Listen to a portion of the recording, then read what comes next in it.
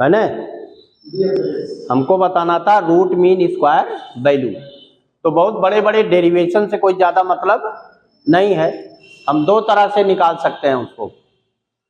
एक तो जो यूजुअल डिफिनीशन है उसका, उससे कैलकुलेट कर लें, या जो उसकी वर्ड मीनिंग है उससे भी निकाल सकते हैं। रूट मीन स्क्वायर, तो जो वैल्यू है अल्टरनेटिंग करंट का, पहले उसका स्क्वायर कर ले, फिर पूरे साइकिल के लिए उसकी मीन वैल्यू निकाल लें और फिर इसका उस स्क्वायर रूट ले लें, तब भी रिजल्ट आ जाएगा वही। ये ले लो बुक। चलिए आइए जल्दी, बहुत देर में आ रहे हो, एक एक मिनट इंपॉर्टेंट है इतना।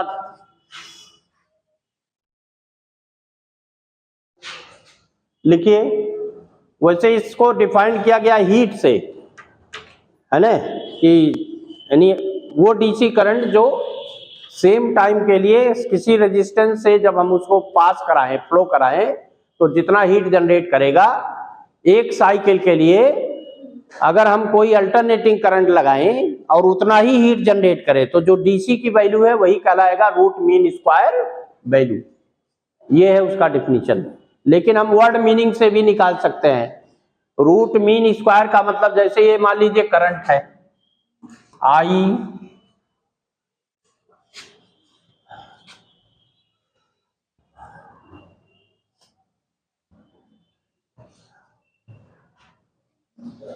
आई इक्वल टू क्या था, आई 0 साइन ओमेगा टी, ये है।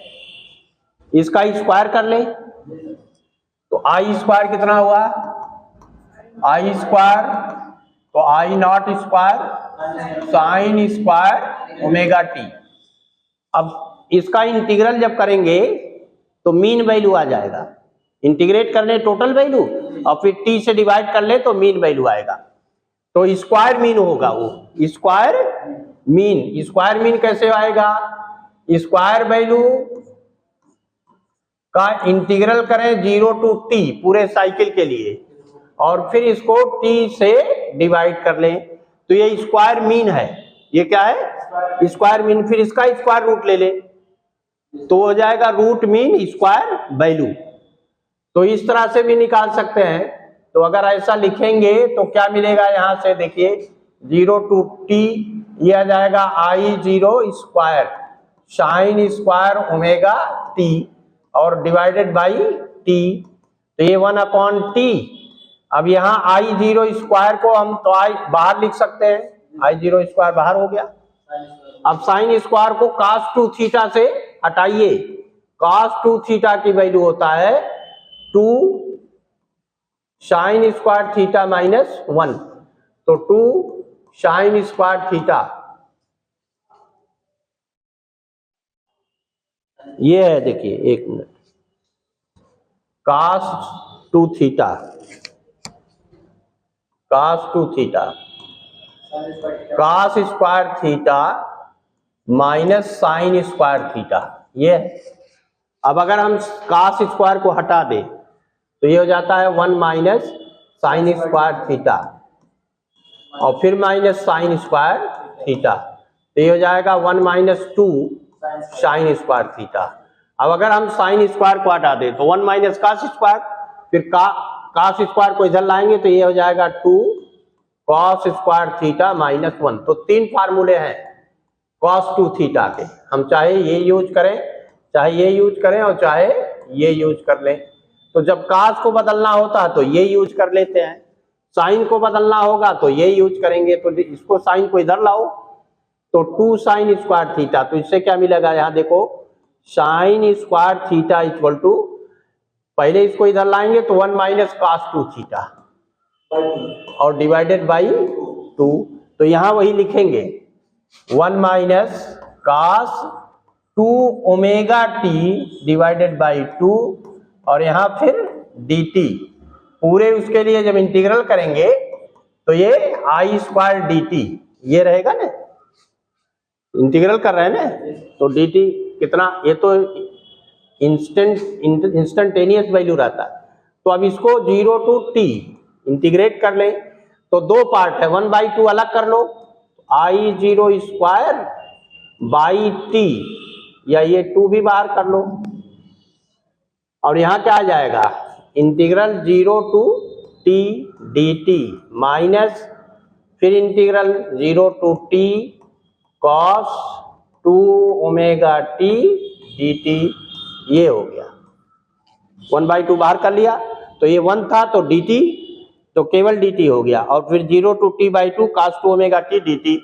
तो इसकी पूरे साइकिल के लिए जो वैल्यू होगी वो हमेशा 0 ही होगा, चाहे कास की वैल्यू हो चाहे साइन की वैल्यू हो, एक साइकिल के लिए क्या होता है 0 कि नहीं।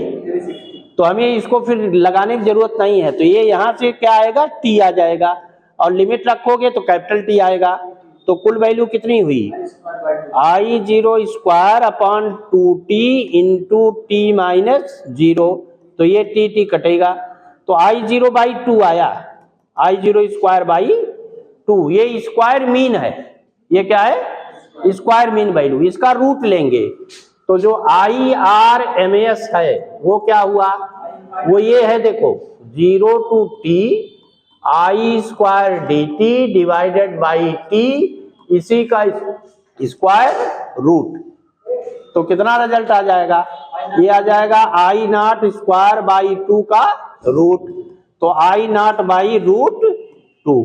तो हमें केवल ये याद रखना है IRMS कितना है, 0.63 I0 नहीं भाई, क्यों आगे आगे चलते हो, I0 बाई रूट 2, कई बार तो यही पूछा है, इन दोनों में रिलेशन ही पूछा है, IRMS I0 by root 2, I0 कितना हुआ रूट 2 टाइम्स IRMS, ये लिख सकते हो, I0 कितना होगा मैक्सिमम वैल्यू, तो रूट 2 टाइम्स IRMS, यही क्वेश्चन पूछा है नीट में कई बार, या इसकी वैल्यू रख लो, तो 1 अपॉन रूट 4 की वैल्यू 1.414 I0, तो ये 0.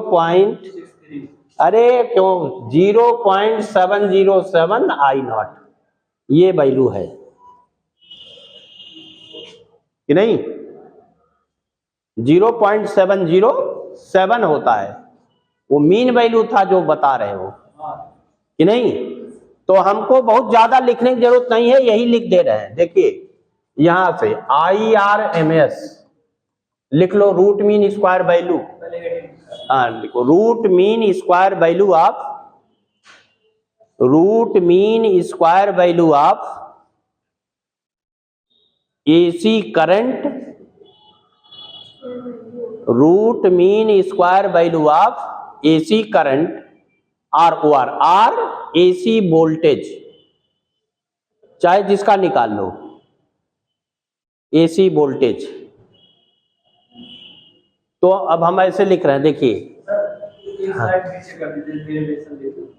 एक मिनट डेरिवेशन लिख रहा हूं, लिख दे रहा हूं, और ये देखिए IRMS ऐसे लिखेंगे, यहां फिर ध्यान दो ये IRMS हुआ, तो क्या है इसका 0 to T I square D T by T, ये है इसका स्क्वायर रूट,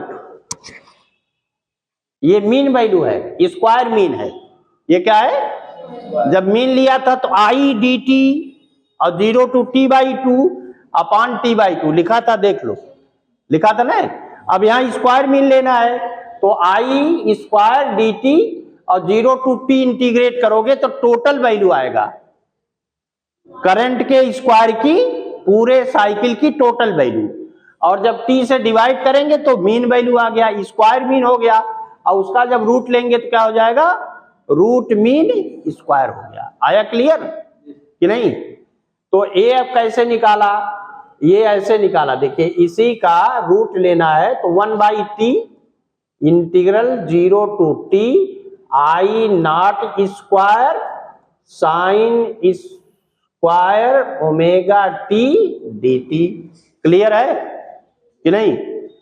अभी यही लिखा था cos 2 थीटा equal to 1 minus 2 sine square theta, ये होता है। तो साइन स्क्वायर थीटा कितना हुआ 1/2, 1 माइनस कॉस 2 थीटा। अब यहाँ थीटा जब क्या है, ओमेगा टी है, कितना है, ओमेगा टी, तो ये ऐसे लिख लेंगे,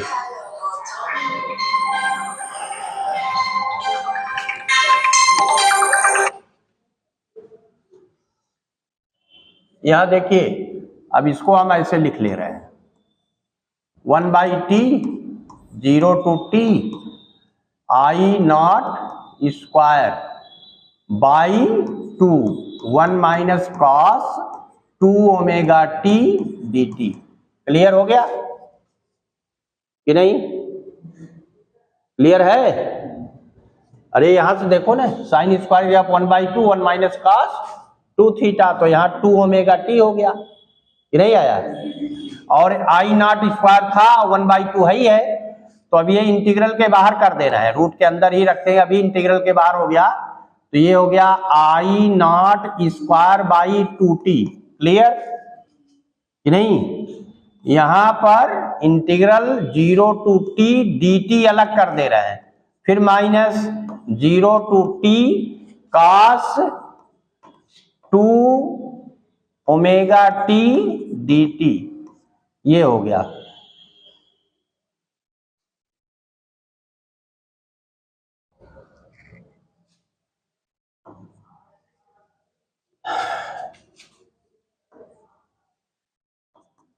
फिर square root I not square by 2t into, अब इसका इंटीग्रल हो गया t, और ये लिमिट लिखेंगे 0 to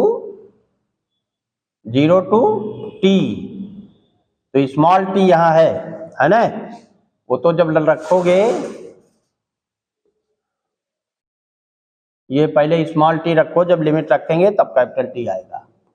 ये हो गया इसके लिए, फिर माइनस इसका cos का इंटीग्रल साइन, तो sine 2 omega T upon 2 omega, और यहां भी वही लिमिट 0 to t, ऐसे। फिर ये स्क्वायर रूट, ये हो गया I not square by 2t, यहां हो गया t माइनस 0 1, और ये माइनस, ये हम 0 लिख दे, मीन वैल्यू साइन का है, साइन का हो कास का हो, सबका मीन वैल्यू क्या होता है, 0 कि नहीं, तो इसको हम 0 सीधा ऐसे लिख दे रहे हैं। तो अब यहां से देखिए टी टी कट जाएगा कि नहीं कटेगा, तो I R M S equal to, ये हो गया square root, I not T T cancel हो गया, हम सीधा आई नॉट स्क्वायर बाई 2, तो ये हो गया आई नॉट बाई √2, ये हो गया आई आर एम एस, बस ये है।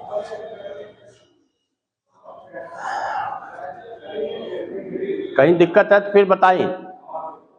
ये साइन में आया ना, कास का इंटीग्रल क्या हो गया, साइन, यहां से साइन स्क्वायर हमने हटा दिया, वो कास के रूप में अब आ गया, पहले स्क्वायर था, किस में आ गया, 2 टाइम्स में आ गया कि नहीं आया, और जब कास आ गया तो उसका इंटीग्रल फिर क्या हो गया, साइन, साइन हो और कास हो, कोई भी हो, साइन की ये वैल्यू है, ये देखो यही है, तो आधा पॉजिटिव और आधा, पूरे साइकिल के लिए 0 to 2 इंटीग्रेट, या इसकी वैल्यू रख लो पूरा, तो हमेशा क्या आएगा, 0, कि लिखे पूरा, लिखने की जरूरत हमें, वो मेन पार्ट है, तो इसीलिए वो सब नहीं लिख रहा है।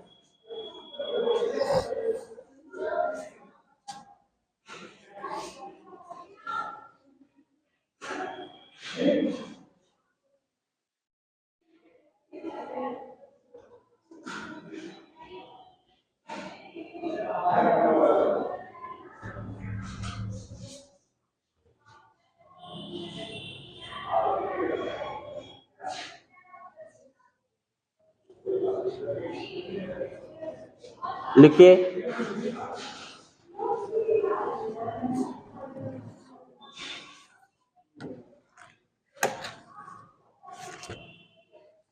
अलग अलग उसके लिए बताना है अब।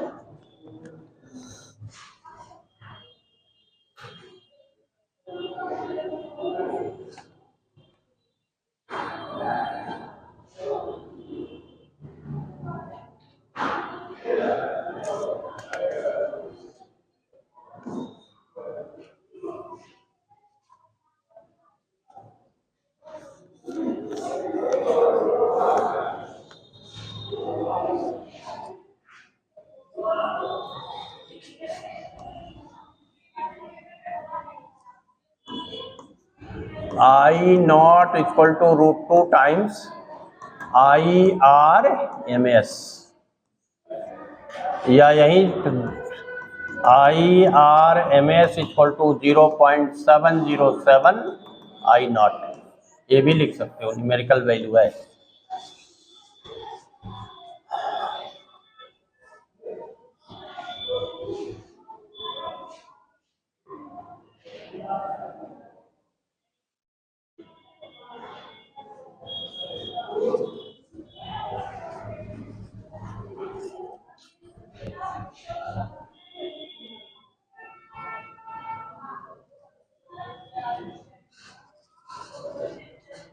लिख लिया,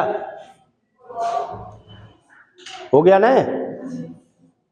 I नॉट √2 टाइम्स IRMS, एक बार तो यही पूछा है, मैक्सिमम वैल्यू, या इसको कहते हैं पीक वैल्यू। सिमिलरली हम VRMS भी लिख सकते हैं,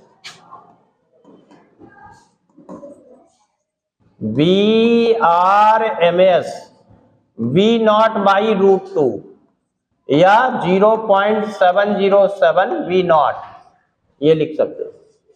इसी तरह से वो भी होगा V equal to V0 sine omega t, उसका भी निकालेंगे।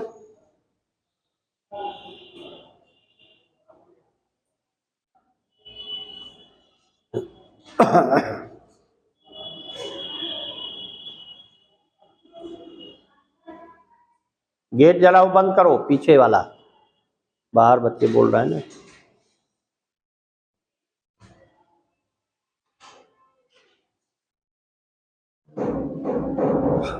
तो दो वैल्यू हमारे पास था, mean value of AC complete cycle के लिए 0, हाफ साइकिल के लिए I0 by 2I0 by pi,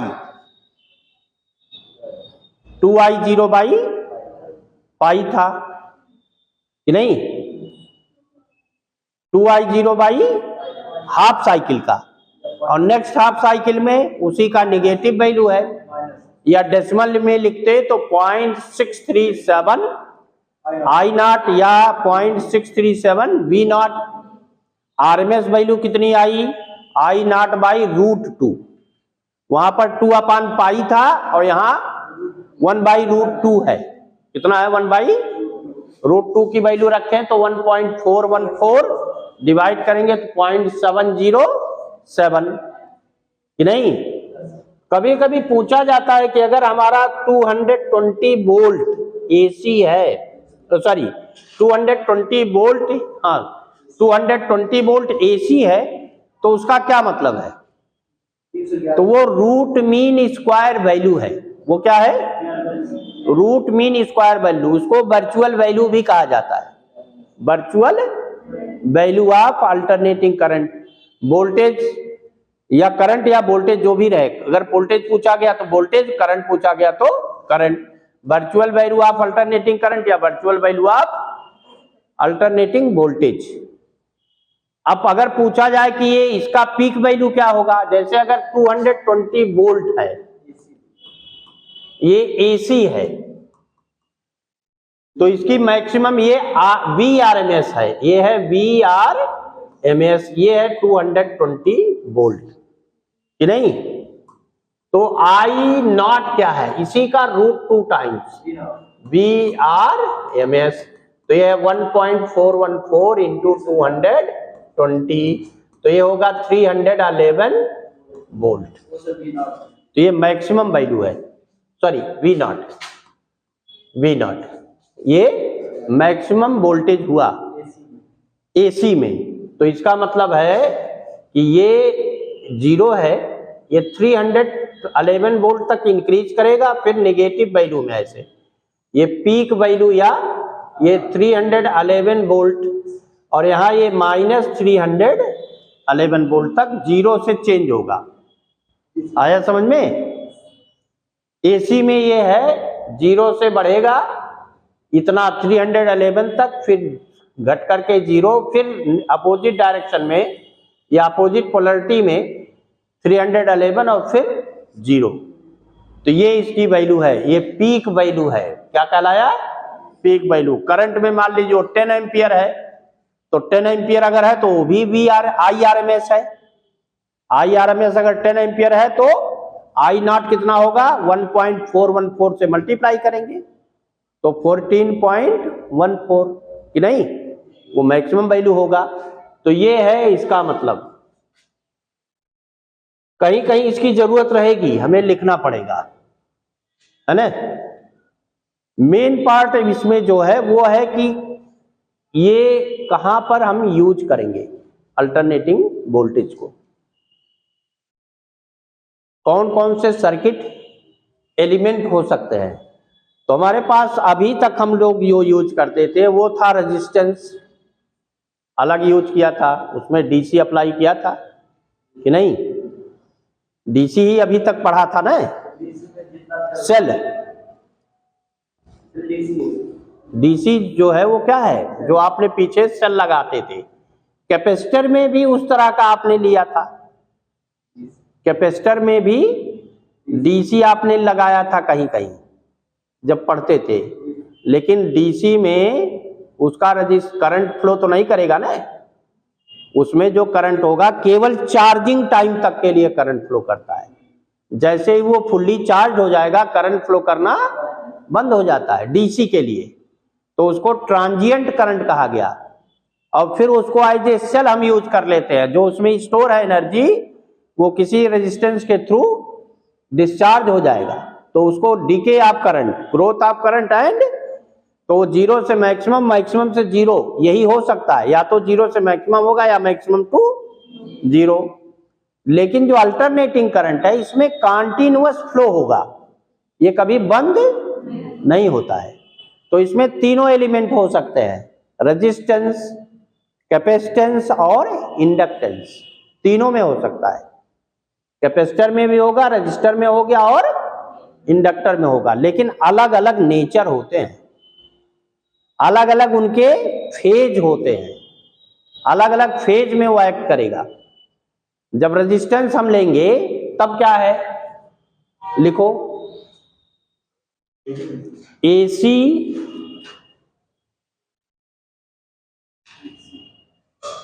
in pure ohmic resistance, in pure ohmic resistance. अब अगर प्योर ओमिक रेजिस्टेंस है तब क्या है, ये देखिए यहां पर केवल रेजिस्टेंस है और कुछ नहीं है, ये हो गया रेजिस्टेंस। अब इसमें हमने एक सोर्स जो लगाया वो अल्टरनेटिंग सोर्स है वोल्टेज का। अल्टरनेटिंग का ये सिंबल है, वेव के फॉर्म का होगा, वो प्लस और माइनस डीसी का होता है। ये कैसा था, हमने लिया था sine V = V0 sine omega T, या E लिखा था E = E0 sign omega T, जो आप चाहे लिख सकते हो। तो इससे करंट इसमें जो फ्लो करेगा वो भी अल्टरनेटिंग होगा।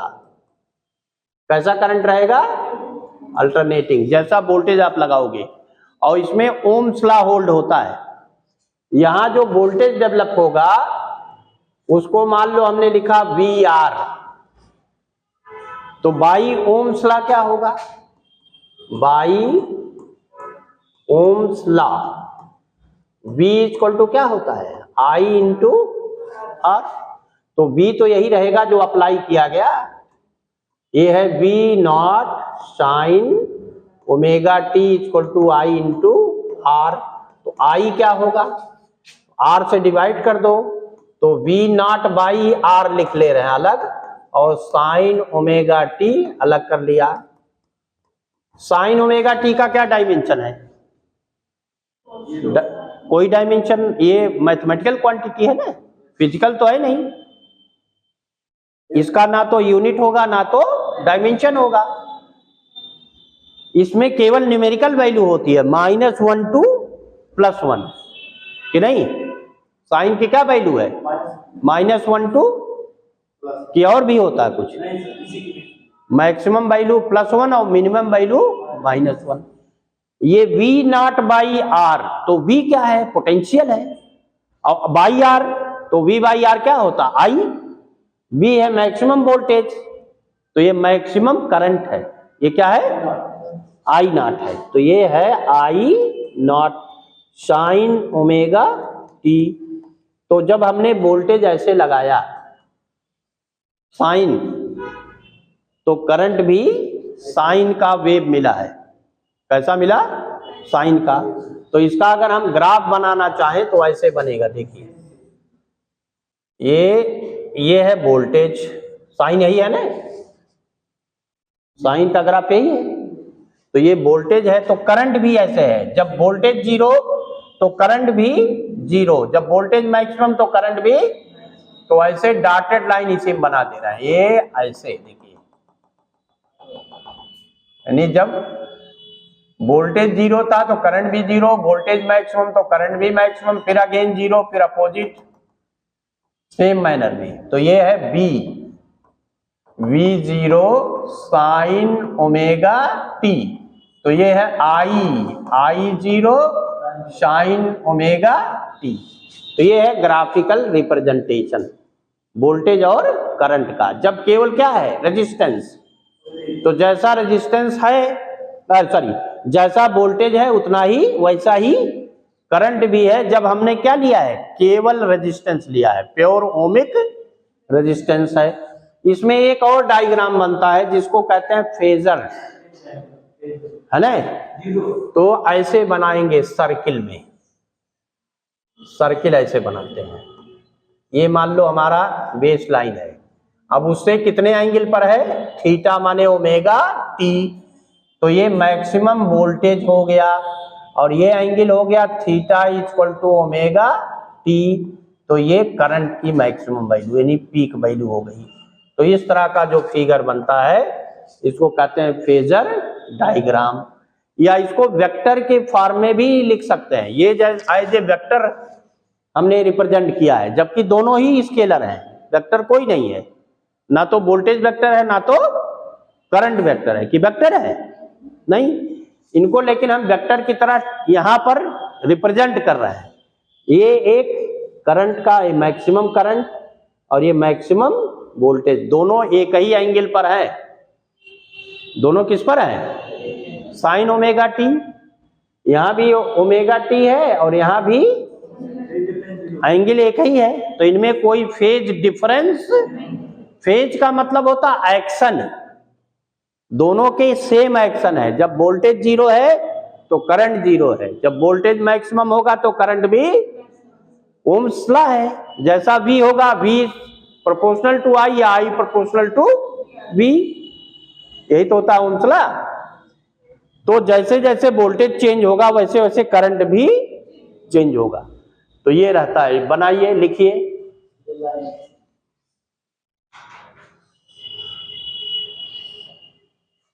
मेन पार्ट यही है कि कौन आगे है कौन पीछे है, कौन सेम फेज में है, इसी से सब रिजल्ट आ जाएंगे।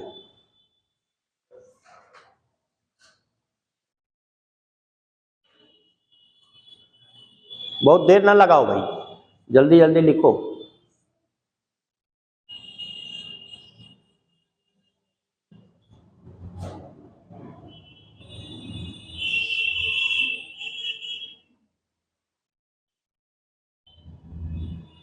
अब यहां पर हमने, चाहे आप टाइम ले लो और चाहे एंगल ले लो, दोनों ले सकते हैं। और यहां हमने V और I दोनों ले लिया है, एंगल भी ले सकते हो, टाइम के फंक्शन में ले हो या एंगल के फंक्शन में लो, दोनों ले सकते हैं। इसी को हम थीटा के टर्म में भी लिख सकते हैं या ओमेगा टी के टर्म में भी ले सकते हैं।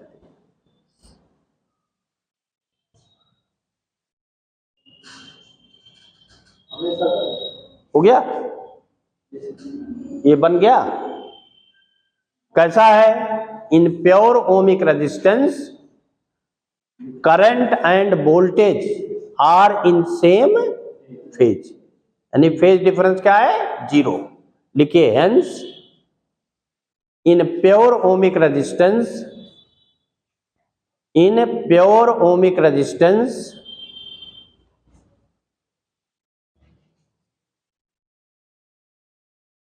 alternating voltage and alternating current are in same phase, same phase।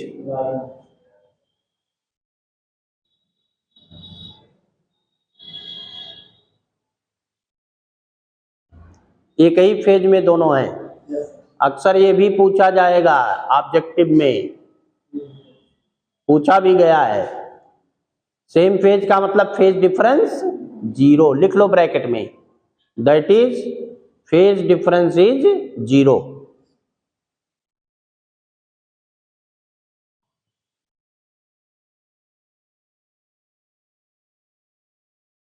ये तो बहुत ज्यादा इसमें कुछ नहीं था, लेकिन बाकी जो दो हैं हटाएं इसको।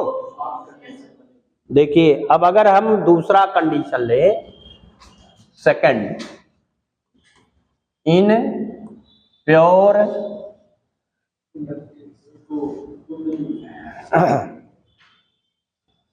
या इन इंडक्शन कॉइल, इंडक्शन कॉइल, अगर हम इसमें कोई एसी वोल्टेज लगाते हैं, अब लिखो मत, देखो पहले, अब यहां देखो ये इंडक्शन कॉइल है, इसका सिंबल ये रहेगा, ये है इंडक्शन कॉइल। तो वोल्टेज क्या है, V equal to V naught sine omega T, ये वोल्टेज है। इसका कुछ इंडक्टेंस होगा, तो सेल्फ इंडक्टेंस है L, हेनरी है इसकी यूनिट, बताए हैं कि नहीं। जब इसमें वोल्टेज 0 होगा, वोल्टेज 0 होगा तो करंट कैसा होगा, 0 होगा कि मैक्सिमम होगा कि नेगेटिव होगा, पॉजिटिव होगा, ये डिटरमिन करना रहेगा। कैसे कर सकते हो, जो लॉ था, जो इसमें वोल्टेज डेवलप होगा यहां पर, उसको हम लिखेंगे VL। पीछे हमने लिखा था ना VR, तो जब तक रजिस्टर केवल एक ही था आपके पास, तब तो आप केवल V लिखते थे, VV। अब यहां 3 है, रेजिस्टेंस है, इंडक्टेंस है और कैपेसिटेंस है। तो रेजिस्टेंस में जो वोल्टेज डेवलप होगा उसको लिखेंगे V सफिक्स R, इंडक्टेंस में जो होगा वो V और सफिक्स L लिख देंगे, कैपेसिटर में जो होगा वो V और C लिख देंगे। तो यहां जो वोल्टेज डेवलप होता V या E लिख सकते हो, तो कितना रहता है, E minus L, sorry minus तो केवल वो अपोजिंग नेचर की वजह था, L DI by dt। Faraday's law था कि नहीं, फैराडेज लॉ था ना। अब DI बाई dt क्या है, rate of change of current. तो इससे हम करंट निकाल सकते हैं, इसी को हम ऐसे अब लिखें, V equal to L DI by dt। तो V एक्चुअल में क्या है, यही है जो आपने लगाया है, V0 साइन ओमेगा टी, तो L DI बाई dt लिखो मत, देखो पहले। अब हमको I चाहिए, तो पहले L नीचे ले आए, तो ये हो जाएगा DI बाई dt, तो DI अलग कर ले, V not by L sign omega T into dt।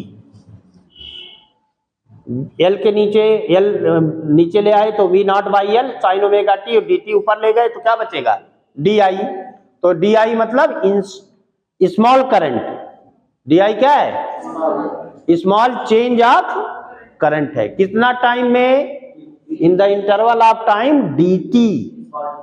I क्या होता है, इंस्टेंटेनियस वैल्यू, I नॉट क्या होता है, मैक्सिमम वैल्यू या पीक वैल्यू। क्लियर है अब। तो अब हमको चाहिए I, क्या चाहिए आई, तो कैसे आएगा, इसका इंटीग्रल करेंगे। क्या करेंगे, इसका इंटीग्रल। तो आई इक्वल टू ये आया, I equal to integral of V naught by L sine omega T D T. तो वी नॉट बाई एल तो कांस्टेंट है, बाहर कर लेंगे इंटीग्रल के। साइन का इंटीग्रल होना है, sine omega T D T. Sine का इंटीग्रल कितना होता है, minus cos omega T by omega, constant है ना ओमेगा, तो इंटीग्रेट करेंगे तो डिवीजन में चला जाएगा, डिफरेंशिएट करेंगे तो मल्टीप्लिकेशन में, चेन रूल लगाते हैं ना। तो अब ये हो गया v not by omega L, और माइनस यहां लिख लो कॉस ओमेगा टी, ये हो गया आई। लेकिन अब कॉस ओमेगा टी का डायमेंशन क्या है, डायमेंशनलेस है ना तो यूनिट होगा ना तो, ये तो मैथमेटिकल फंक्शन है ना। इसकी मैक्सिमम वैल्यू +1, मिनिमम वैल्यू -1, वही साइन की, जो साइन का वैल्यू है मैक्सिमम मिनिमम वही इसका भी है। तो इसका कोई डायमेंशन और कोई यूनिट नहीं है। और यहां क्या है, करंट, तो ये भी तो करंट ही होगा इसका मतलब। तो अगर ये करंट है तो ऊपर क्या है, वोल्टेज है, और नीचे तब रेजिस्टेंस होना चाहिए।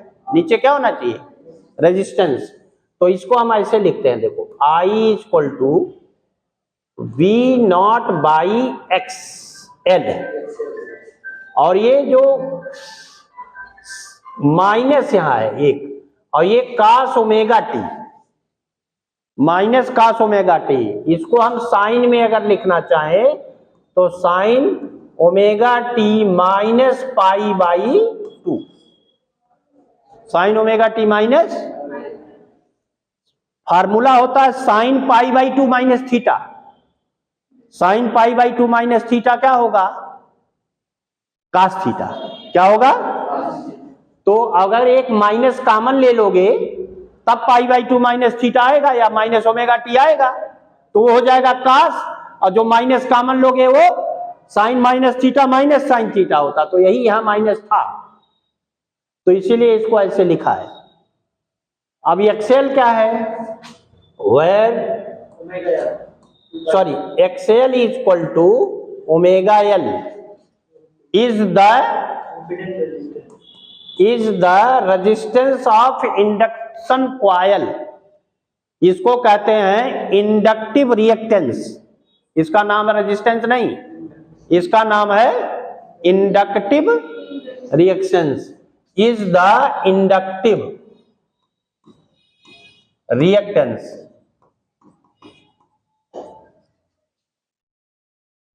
ये इंडक्शन कॉइल का रेजिस्टेंस है, लेकिन इसका नाम रेजिस्टेंस नहीं है, इसको कहते हैं इंडक्टिव रिएक्टेंस। क्लियर हुआ, हिंदी में क्या नाम होगा, हिंदी में नहीं मालूम,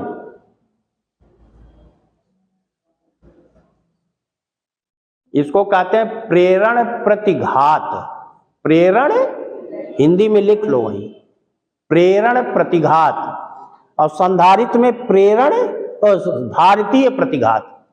संधारित्र में क्या कहेंगे, धारितीय प्रतिघात, उसका मान दूसरा है, उसकी वैल्यू दूसरी है। जैसे यहां इंडक्टिव रिएक्टेंस है, उसको कहते हैं कैपेसिटिव रिएक्टेंस। क्या कहेंगे, कैपेसिटिव रिएक्टेंस। तो ये रेजिस्टेंस एक तरह से है, आप मान के चलो। लेकिन अब वो एक्सेल है, क्या लिखेंगे, एक्सेल सिंबल है, उसको लिखते हैं ओमेगा इंटू, ओमेगा है 2 पाई एफ, एफ है फ्रीक्वेंसी, ओमेगा है एंगुलर फ्रीक्वेंसी, एल क्या है, coefficient of self inductance. Clear हुआ। तो अब यहां ये रेजिस्टेंस हो गया, क्या हो गया, लेकिन इसका रेजिस्टेंस नाम नहीं है, इंडक्टिव रिएक्टेंस इसको कहते हैं। ठीक। अब ये देखिए, अब इसको हम अगर V नॉट अपॉन एक्सएल लिखे हैं तो ये तो मैक्सिमम वैल्यू है, क्या है, मैक्सिमम वैल्यू। तो इसको ऐसे लिख सकते हैं, I equal to I naught sine omega T minus pi by 2। तो अब ये -π/2 का मतलब कि ये 90 डिग्री पीछे रहेगा। क्या रहेगा? माइनस में है ना, तो पीछे, प्लस में होता तो आगे रहता, हो माइनस में है तो पीछे रहेगा इन फेज। तो इसको ऐसे लिख सकते हैं, ग्राफ कैसे, अभी लिखवा देंगे, ग्राफ ऐसे बन जाएगा। देखिए ये हमने वोल्टेज लगाया था, अब ये है V = V0 sin omega t। Current इससे 90 डिग्री पीछे है, तो पीछे माने यहां से स्टार्ट होगा, यहां से और ये 90 डिग्री ये पहुंचा, तब 0 हुआ, तब फिर ऐसे ऐसे चलेगा। तो ये हो गया I = I0 sin omega t -π/2। Clear है? तो यहां लिखिए, लिखेंगे in induction coil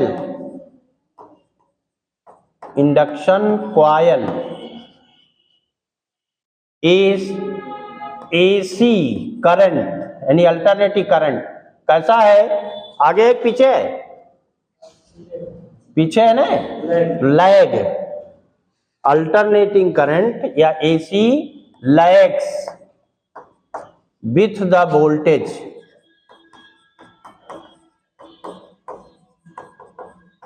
by phase angle, कितना, π/2। या ये भी लिख सकते हो वोल्टेज लीड कर रहा है, अगर करंट पीछे है तो वोल्टेज आगे है, वोल्टेज क्या है, आगे है, तो वो भी लिखा जा सकता था। तो ये ग्राफ होगा पहले। तो अगर हम फेजर डायग्राम बनाए तो ऐसे बनेगा, यहां देखिए पहले भी ऐसे सर्किल बनाया था, ये तो बेस लाइन हो गई, क्यों बार बार लिख रहे हो, अभी ये सब अभी देख लो, नहीं तो बाद में समझ नहीं पाओगे। अब ओमेगा टी पर V था, ये देखिए ये ओमेगा टी पर V0 हो गया, करंट इससे पीछे है, पीछे माने बाद में आएगा, पीछे माने हम लोग ऐसे चलते हैं घड़ी की दिशा में, तो ये 90 डिग्री पीछे दिखाएंगे, तो ये I0 है और ये एंगल 90 है, तो ये है ओमेगा टी, ये कितना है, थीटा = ओमेगा टी। तो थी एंगल इससे कितने पीछे, 90 डिग्री, तो इसके परपेंडिकुलर लाइन है नीचे। क्लियर आया? और आगे होता तो पहले बनाते, इसके परपेंडिकुलर इधर बना देते है ना। अब लिखिए पूरा, पहले ये लिखेंगे तब, अब लिखो पूरा जल्दी से, हमें मेन वही रिजल्ट याद रखना है।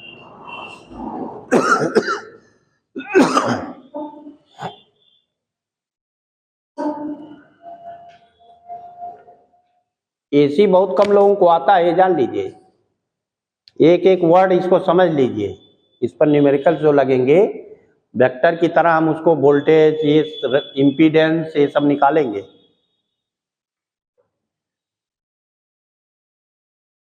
ये V/2 है, ध्यान रखिएगा, 90 डिग्री,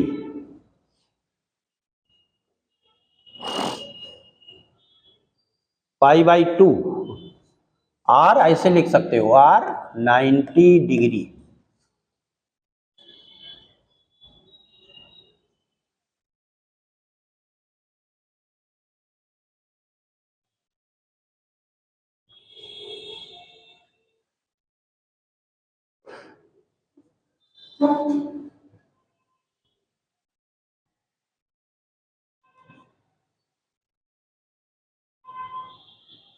जल्दी करो भाई, जल्दी लिखो, थोड़ा फास्ट लिखो, नहीं तो हम चाहते केवल रिजल्ट लिखवा देते, ये समझने के लिए लिखवा रहा हूं कैसे आता है, समझने में थोड़ा ज्यादा याद रहेगा, इसे रटोगे।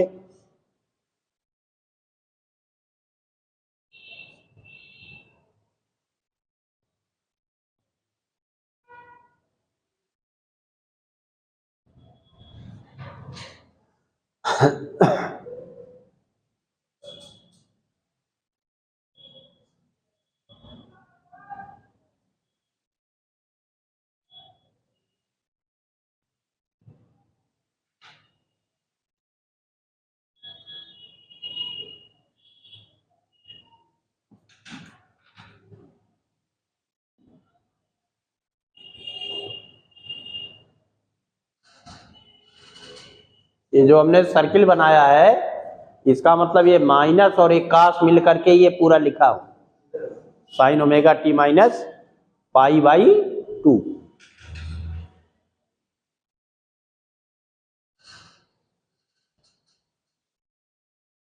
हालांकि हमें रिजल्ट से ही मतलब है, लेकिन ये सब पूछा आपको याद रहना चाहिए, है ना। और अगर हम डीसी में इसको यूज करें तो कितना आएगा रेजिस्टेंस डीसी में?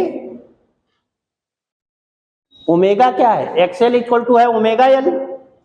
एक्सएल इक्वल टू क्या है? ओमेगा एल है। और ओमेगा क्या है? 2 पाई एफ। ये देखो एक्सएल इक्वल टू है ओमेगा एल या 2 पाई एफ, फ्रीक्वेंसी एफ है, या न्यू लिखो एल। डीसी के लिए एफ की क्या वैल्यू है? डीसी की फ्रीक्वेंसी क्या है? अरे वो वेव होता ही नहीं है, 0 है। डीसी की फ्रीक्वेंसी क्या है? तो उसके लिए एक्सएल क्या होगा? 0 होगा। उसके लिए एक्सएल क्या होगा? 0 रहेगा।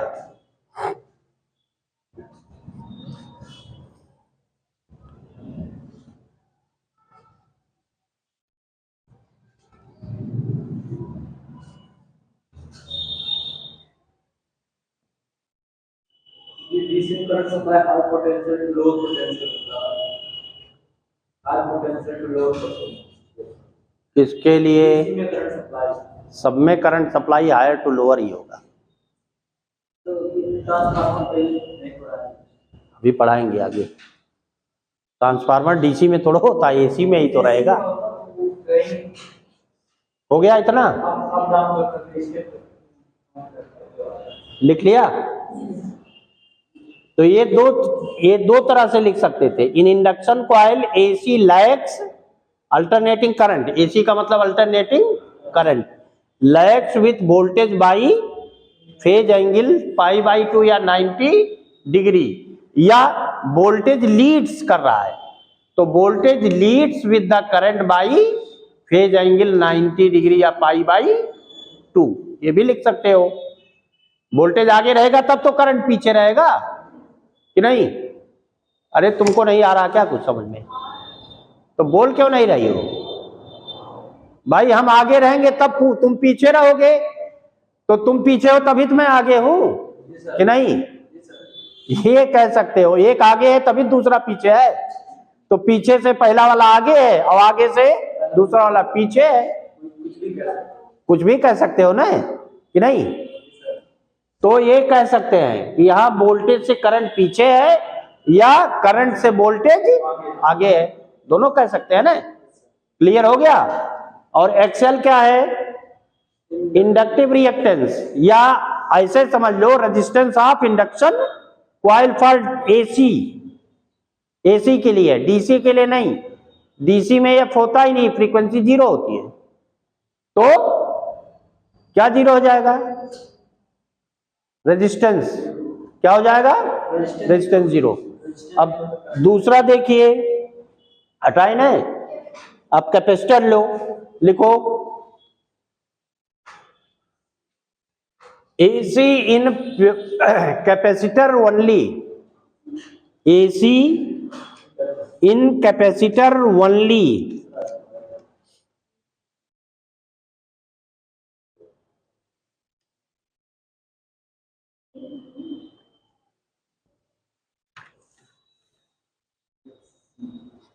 मान लो कोई कैपेसिटर है, उसकी कैपेसिटी कितनी है? C है। अब ये देखो थर्ड है, थर्ड पार्ट लिख रहा है AC alternating current in capacitor only, केवल कैपेसिटर है। तो अब एक कैपेसिटर लिया और इसमें हमने क्या लगा दिया? Alternating voltage. इसकी कैपेसिटी मान लो है C,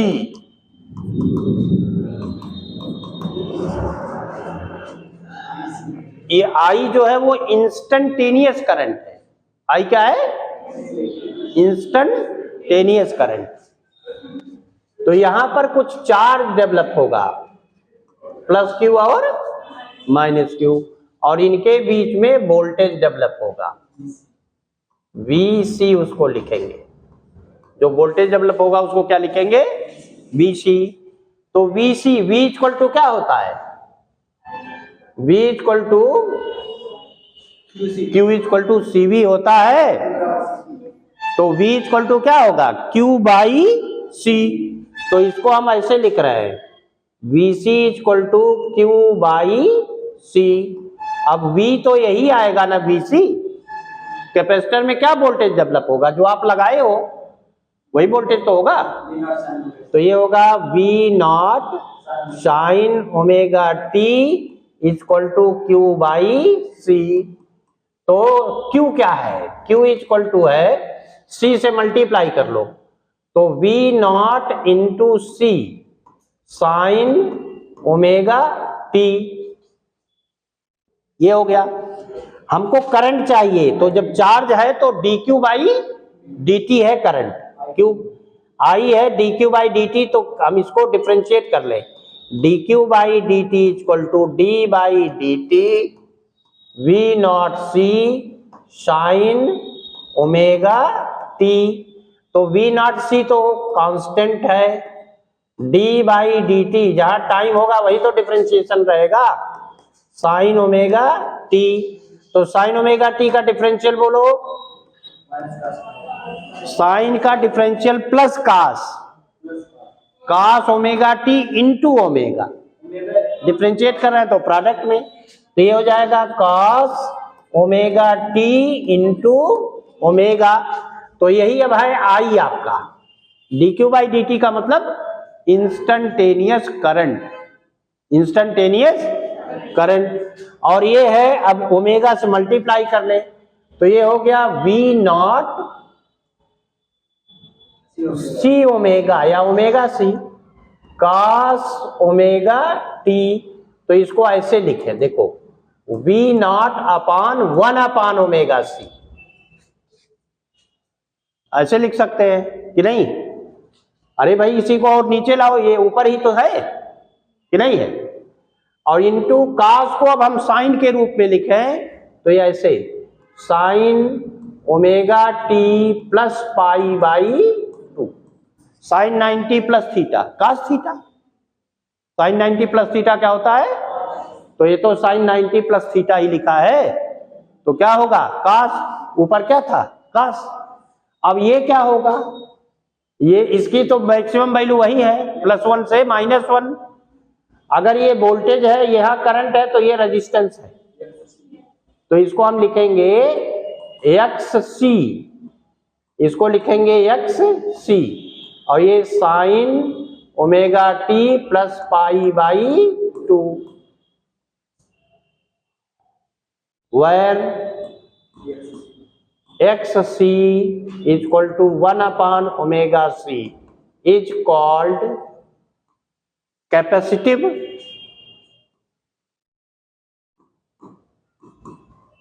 रिएक्टेंस, कैपेसिटिव रिएक्टेंस। अब अगर ये रेजिस्टेंस है तो ये क्या है? करंट है। वोल्टेज अपॉन रेजिस्टेंस क्या होता है? करंट।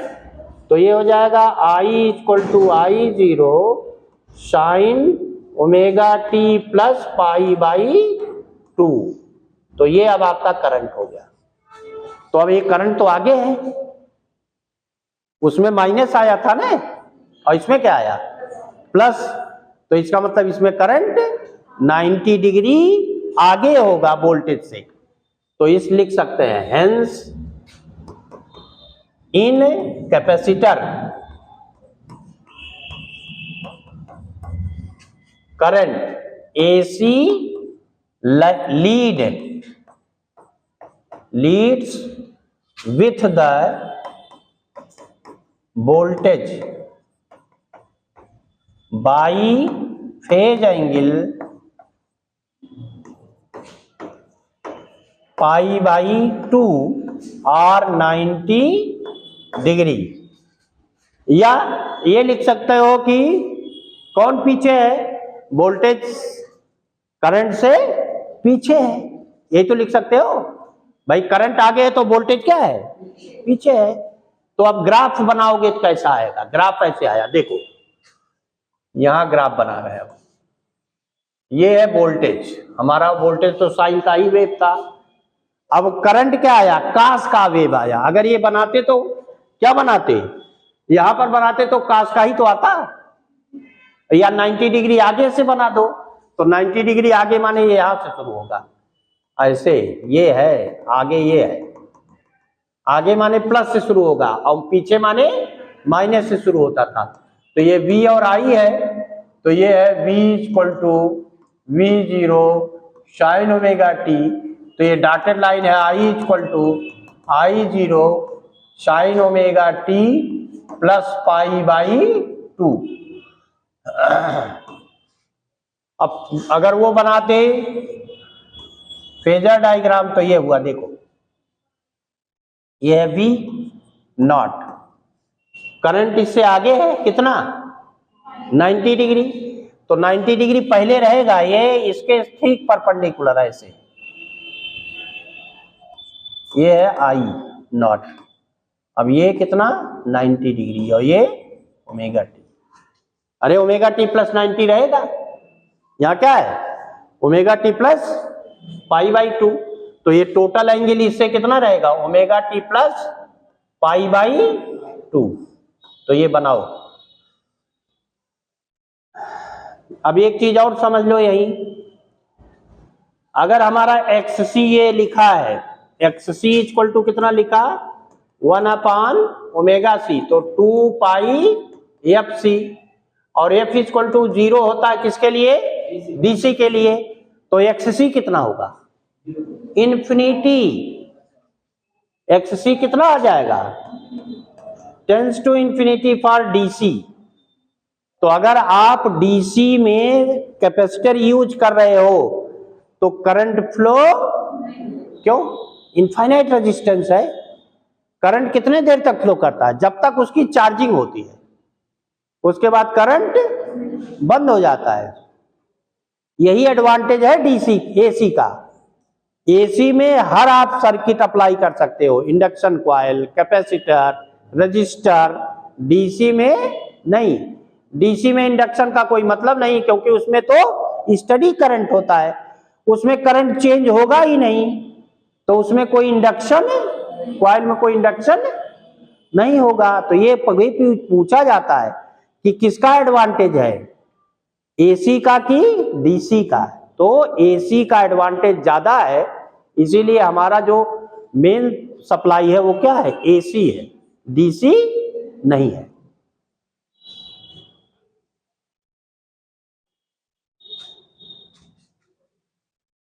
अब लिखिए पट से आगे तब बढ़े।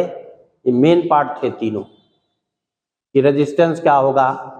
इसको इंडक्टिव रिएक्टेंस, इसको क्या कहा गया? सॉरी, कैपेसिटिव रिएक्टेंस, और उसको कहा गया था इंडक्टिव रिएक्टेंस। उसको लिखते थे XL, इसको लिखते हैं XC। वो था ओमेगा L, ये है 1/ओमेगा C। DC के लिए XL है 0 और XC है इंफिनिटी, कि नहीं? तो ये सब भी याद रखेंगे। अब इन्हीं के कॉम्बिनेशन है, LR, CR, LCR series, LCR parallel. तो आपके सिलेबस में केवल सीरीज है, LCR सीरीज सर्किट है, पैरेलल सर्किट नहीं है। और LCR सीरीज सर्किट होता है रिसीवर। LCR सीरीज सर्किट क्या है? रेडियो रिसीवर है। और LCR पैरेलल सर्किट जो है वो ट्रांसमीटर है। हाँ, मैंने पढ़ाया नहीं जाता है, नहीं, उसका एक बड़ा एडवांटेज भी है इन सब में। ये जो सर्किट होती, जो इलेक्ट्रॉनिक सर्किट है, उसमें इन सब का एडवांटेज है। और कहाँ इसको हम यूज करते हैं वो इसीलिए पढ़ाया ही जाता था, अब वो सब हटाया गया है।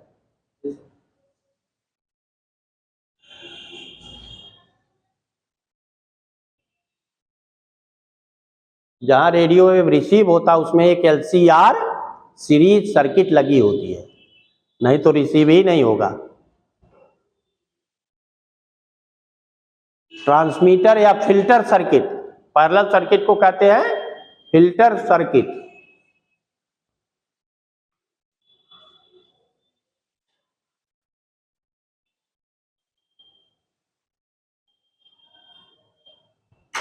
अब तीनों का ग्राफ पहले बना दें, कभी कभी ग्राफ भी पूछा जाता है वो रेजिस्टेंस के लिए।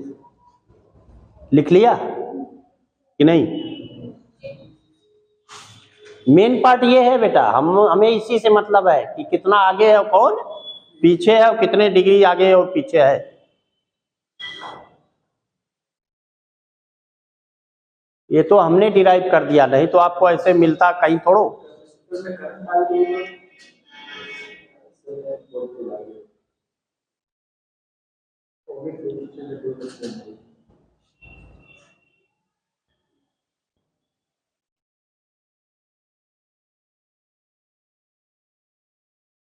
हो गया?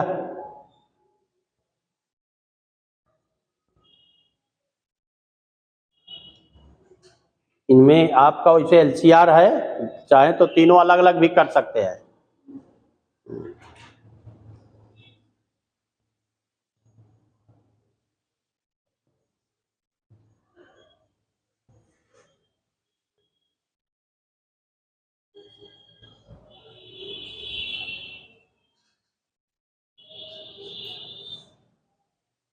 ये सब आप लोग याद रखिएगा, ये सब चीजें जो लिखे हैं अभी, जो मिटाया अभी कि नहीं।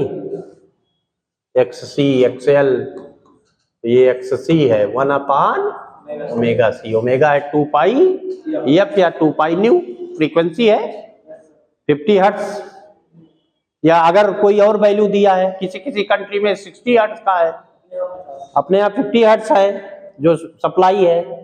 हटाए? हो गया? लिख ली?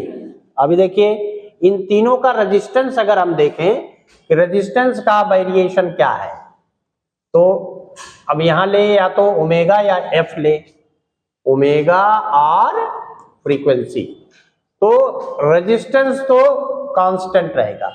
ये है आर, आर में कोई वेरिएशन, ओमेगा के बढ़ने या घटने से रेजिस्टेंस सर्किट में जो भी है ओमिक रेजिस्टेंस, उस पर कोई फर्क नहीं पड़ता है अगर हम फ्रीक्वेंसी को बढ़ाएं या घटाएं एसी का।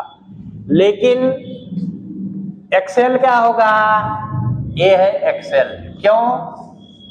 एक्सएल इक्वल टू है 2 pi F L. XL equal to क्या है? 2 पाई एफ एल। लिख दे, ये है 2 पाई एफ एल। तो एफ बढ़ाओगे तो एक्सएल बढ़ता जाएगा, एफ 0 होगा तो एक्सएल 0 होगा, तो ये है। और एक्ससी क्या है? ऐसे ये है एक्ससी, ये हो गया एक्ससी, ये है 1/2 पाई एफ सी। एफ बढ़ाते जाओगे तो एक्ससी घटता जाएगा, एफ घटाते जाओगे तो एक्ससी बढ़ता जाएगा। तो इस तरह के ग्राफ तीनों के हैं, बना लीजिए, बनाइए फट से ग्राफ तीनों के।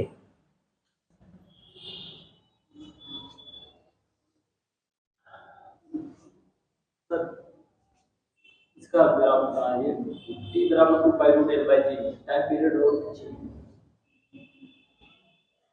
बना लीजिए। पहले तुम बैठ के जो पढ़ा रहे हैं पढ़ो।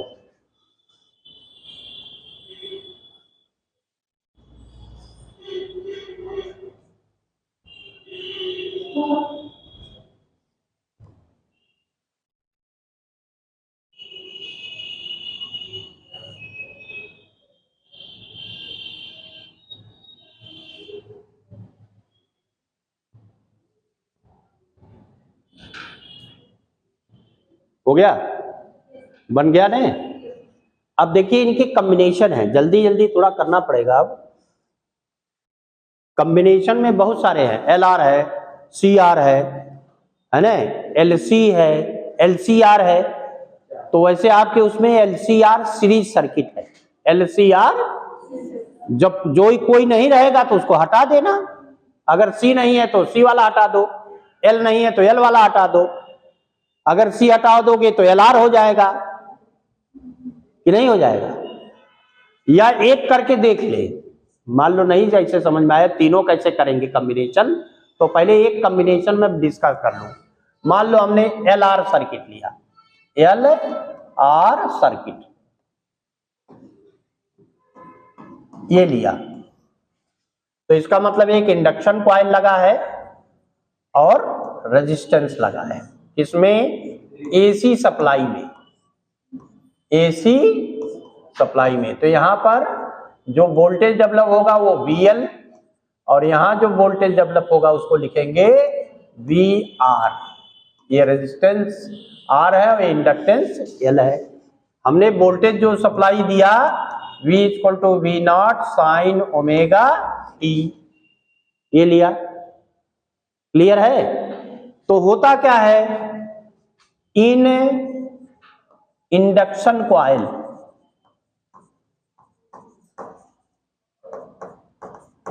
आई क्या रहता है, इंडक्शन कॉइल में आई 90 डिग्री पीछे रहता है। अभी लिखे हो, in induction coil current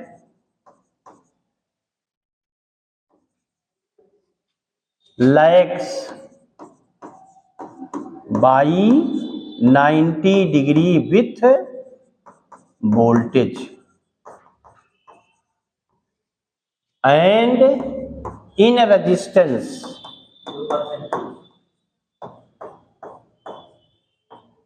they are in same phase, they are in same phase। एक ही फेज में होते हैं ना रजिस्टर में, करंट और वोल्टेज एक ही फेज में। तो ऐसे एक फिगर बना रहे हैं, देखो हम आई को यहां लिख लें करंट, अब रेजिस्टेंस में जो वोल्टेज है आई के साथ रहेगा, उसी एंगल पर रहेगा ना कि नहीं, एक ही लाइन पर था ना दोनों, अंदर बाहर कौन था इससे कोई मतलब नहीं है। तो ये है मान लो VR, लेकिन करंट से वोल्टेज इंडक्शन कॉइल में आगे था, करंट पीछे था। करंट क्या है, in induction coil current lags by 90 degree, lead नहीं करेगा, लैग पीछे रहना, लैग माने पीछे रहना, कितना 90 डिग्री। करंट अगर पीछे है तो वोल्टेज आगे है, वोल्टेज क्या है, आगे है। तो ये है VL, कितना 90 डिग्री। तो हमने एक तरफ VR बनाया, एक तरफ VL बनाया, दोनों के बीच कितना एंगल आ गया 90, कितना आया। तो रिजल्टेंट वोल्टेज क्या होगा, जैसे वोल्टेज तो DC है ना, पोटेंशियल डिफरेंस क्या होता है DC, पोटेंशियल क्या है DC, सॉरी DC कह रहे हैं, वो जो पोटेंशियल डिफरेंस है स्केलर है, क्या है, लेकिन बनाया जा रहा है वेक्टर की तरह बना रहे हैं, और रिजल्ट भी वेक्टर की तरह ही आएगा। इन दोनों का जो रिजल्ट है वो ये आया, ऐसे पैरेललोग्राम बनाओगे, ये है रिजल्टेंट वोल्टेज, ये है रिजल्टेंट वोल्टेज, कितना आया V equal to square root 90 degree पर अगर दो है तो VR square plus VL square, ये है रिजल्टेंट वोल्टेज। वेक्टर की तरह निकालेंगे, 90 डिग्री पर होगा तो दो वेक्टर का सम ऐसे तो निकालते थे, और अब VR क्या है, voltage in register I into R, V बराबर IR, और VL क्या है I इंटू XL हो जाएगा रेजिस्टेंस। तो यहां पर रखो V equal to square root IR, तो IR का स्क्वायर प्लस IXL का स्क्वायर, तो यहां भी I स्क्वायर हो गया, R स्क्वायर, यहां भी I स्क्वायर होगा तो बाहर निकले XL स्क्वायर, I को फिर बाहर लिख लो रूट के, स्क्वायर रूट के अंदर आया R स्क्वायर प्लस ये XL माने ओमेगा L का होल स्क्वायर।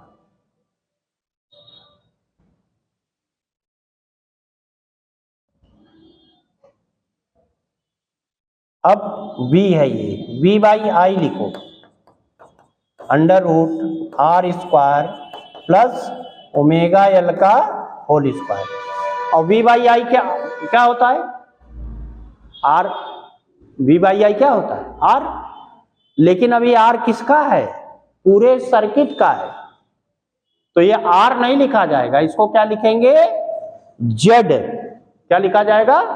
जेड। तो लिखेंगे इन दिस केस या in this circuit V by I is the resistance of combination and is called impedance। और इसको लिखते हैं Z। तो अब Z बड़ा equal to R square plus omega L का होल स्क्वायर, ये रेजिस्टेंस आया। अब ये रेजिस्टेंस है, जैसे वेक्टर आप करते थे उस तरह से निकलेगा। अब अगर मान लो ये थी एंगल फाई पर है, तो ये लिख सकते हैं if phi is the angle between V and I resultant voltage, then tan phi निकाल सकते हो। tan परपेंडिकुलर अपॉन बेस, तो परपेंडिकुलर कितना है? ये है, और ये इसी के इक्वल होगा ना, क्योंकि पैरेललोग्राम बनाते हैं। तो ये हो जाएगा VL अपॉन VR, और VL क्या है? VL है I XL, और R क्या है? VR क्या है? I into R। तो I कटेगा, तो tan फाई इक्वल टू होगा XL माने ओमेगा L बाई R। इतना पीछे है या आगे है ये लिखेंगे। तो रिजल्टेंट वोल्टेज आगे है कि पीछे है? रिजल्टेंट वोल्टेज ऊपर है कि नीचे है? ऊपर है कि नीचे है जी? अरे आई से ऊपर है कि आई से नीचे है?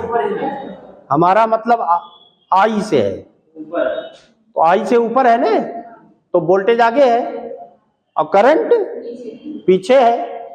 करंट नीचे है तो माने पीछे है, तो ये लिख सकते हैं रिजल्टेंट वोल्टेज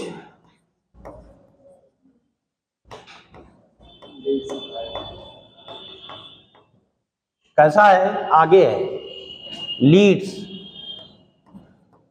विथ करंट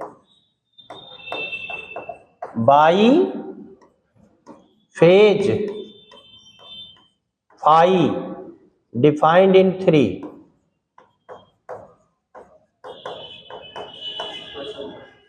तीन में है ना टेंजेंट फाई, या ये लिख सकते हो, क्या लिखा है? रिजल्टेंट वोल्टेज, या लिख सकते हो current lags by the resultant voltage in phase angle phi defined in equation 3। Voltage आगे है, करंट पीछे है कि नहीं? वोल्टेज आगे है और करंट पीछे है कि नहीं? ऐसे चलते हैं, याद रखिए, ऐसे ऐसे चलेंगे हमेशा क्लॉकवाइज। तो जो पहले आ जाएगा वो आगे है, जो बाद में आएगा वो पीछे है।